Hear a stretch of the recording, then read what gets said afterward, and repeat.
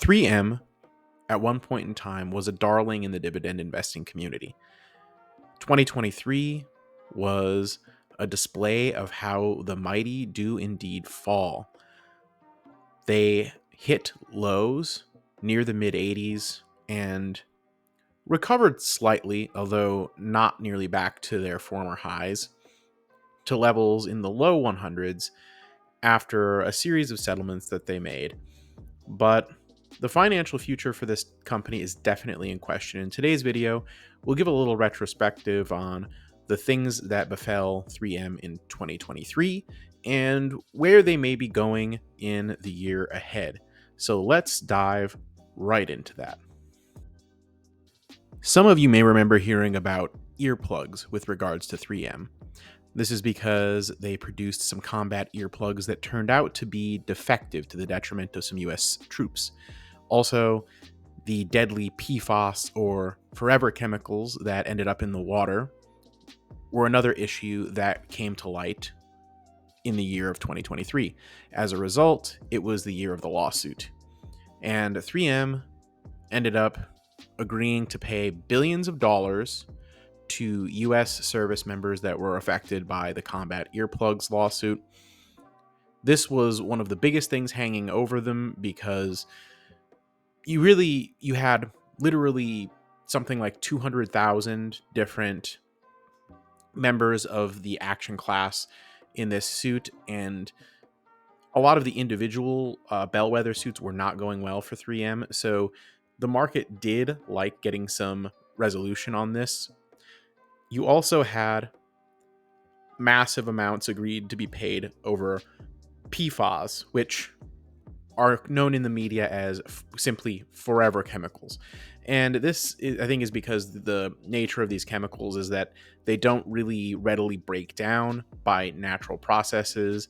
So their concentrations won't really, reduce over time. Like once they're in the water, they're kind of in the water, and they're not just going to end up naturally breaking down or becoming inert or working their way out. And that is a real issue. While the severity of those forever chemicals may indeed warrant the amount of money being demanded of 3M, when you have a company with what I'll call a fairly stagnant revenue, I mean, slowly growing maybe over time, but this is not a fast growing company in terms of their revenue. To divert so much of it towards settling lawsuits is really going to be a detriment to how much of a return or an upside they can generate for shareholders. And we'll get into the nitty gritty of the bottom line of it, but suffice it to say, if you have 32 and change billion top line revenue, settling tens of billions of dollars in lawsuits is going to hamstring your ability to provide shareholder value. And let me show you why that is. So a large stagnant business like this will tend to pay a lot of dividends in order to generate shareholder value because they don't have a lot of places to reinvest their cash. And that's fine.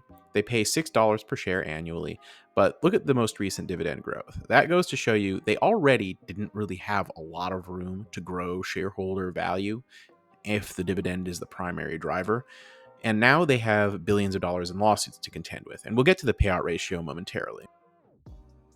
So I'm bringing up the free cash flow per share because in terms of the payout ratio, we can't really use net income right now due to the fact that those settlements are coming right off of that and sending their net income negative temporarily.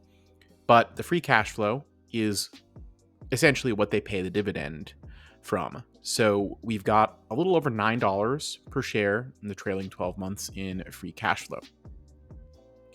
$6 of that is used on the dividend at current levels. This means basically 2/3 is getting used up by just the dividend, which leaves only about 1/3 of that free cash flow left.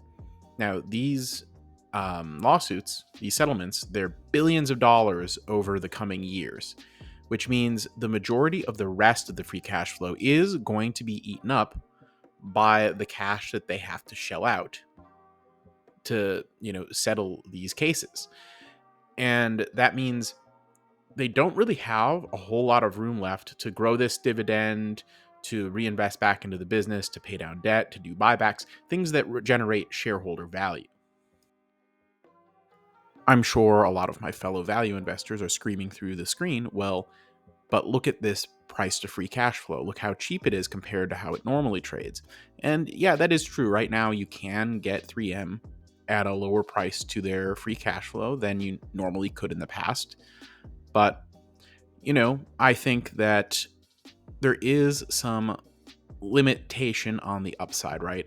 Because a lot of that free cash flow is going to be diverted into paying down those settlements. So you as a shareholder won't benefit as much from this free cash flow going forward. So that kind of brings me into my more future looking statements. Analysts do expect some bottom line improvement over the coming years, and over the next 12 months, their price forecasts are as follows: a low of $83, a high of $189, and an average of $116.46.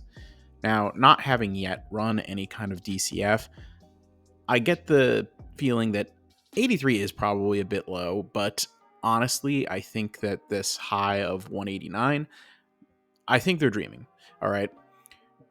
3M was in the 170s, 180s back in like 2021 when the market was just screaming. And this was a darling of dividend investors and YouTube channels back then. But I think we're in a slightly different market today. And I think that valuation is a little bit ambitious, to be perfectly honest. So I want to start off this DCF by saying I do hope that 3M succeeds. I would benefit from it. It's in my YouTube portfolio. My viewers love this stock. You guys liked it enough that you voted for me to buy it, so you must like it. But there are some issues, okay? I'm using a 12.5% discount rate because, of course, we want a return that's a little juicier. I know 10 would be standard. And hey, if we use 10, maybe there's some actual upside in the fair value. And right, this thing is trading cheaper than its normal valuation, about 11x free cash flow. Maybe it does deserve 13, 14, maybe 15 times. But the problem is that a lot of that cash flow, again, is going to be eaten up by these settlements. I would really much rather that cash flow be used to do maybe buybacks or something that benefit shareholders during this time of cheap valuation. But no, they can't do that. So this is part of why I'm using a steeper discount rate. So honestly, two things are kind of weighing on me on this. First, okay, the balance sheet is not fantastic. Okay, I didn't really penalize them for it in the DCF, and even still, if we want a higher than average return, it looks like we're probably not all that likely to get it with the kind of growth we can expect with all the free cash flow getting eaten up and everything else. So that sort of deters me a little bit. The other thing, and this is something you can't really put into a DCF, and this is where it comes down to just your personal judgment as an investor, I think. How long before we find out some other chemical that they're using or producing is toxic and in the environment? How long before we find out some other piece of PPE or some consumer product that they're putting out is either defective or dangerous, and how long before they end up either facing regulators fining them again, or another big class action lawsuit or something like that? I think with 3M that's a very real concern. I mean, this year alone it seems like they got two giant multi-billion-dollar whammies in this arena, and it seems like because there's such a big conglomerate that produce so many different products that they're almost prone to have this happen again in the future. And I don't know if that's really necessarily priced in at this point because nothing specific has come up yet. Also, before the end of the video, I just wanted to quickly correct something I said on a live stream on Saturday.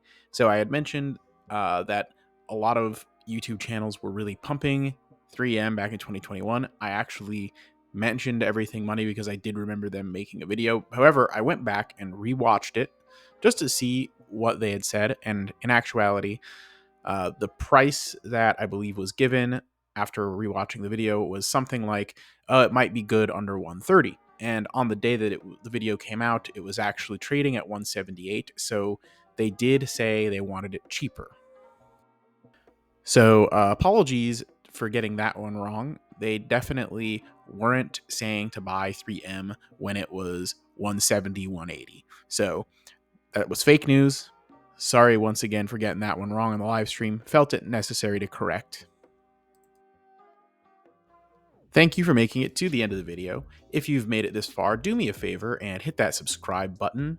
Ding the notification bell so you're always alerted of my videos. Remember to follow me on Twitter/X at Mr. Macho Mog. Trying to get my first 100 followers on there really means a lot to me. Also, join Discord, link in the description.